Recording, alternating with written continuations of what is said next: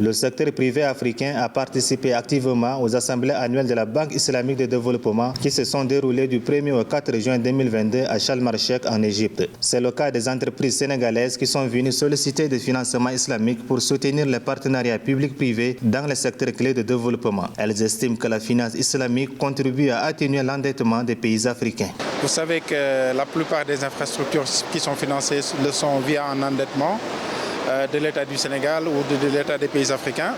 Et là, on est en train de chercher par la finance islamique des moyens de trouver des financements directs, ce qu'on appelle en anglais les FDI, les Foreign Direct Investments, où, à travers des partenaires publics et privés, on peut financer des infrastructures sans pour autant alourdir le niveau d'endettement de l'État du Sénégal.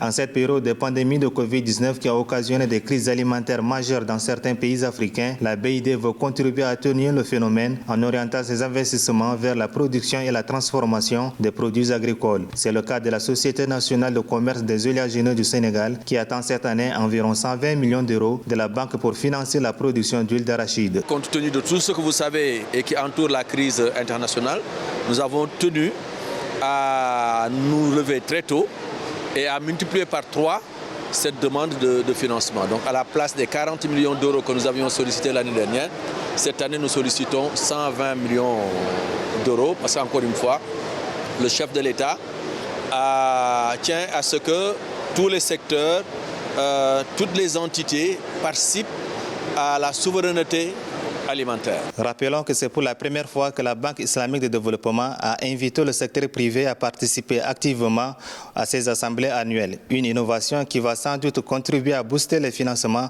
au profit des entreprises africaines en cette période de crise internationale.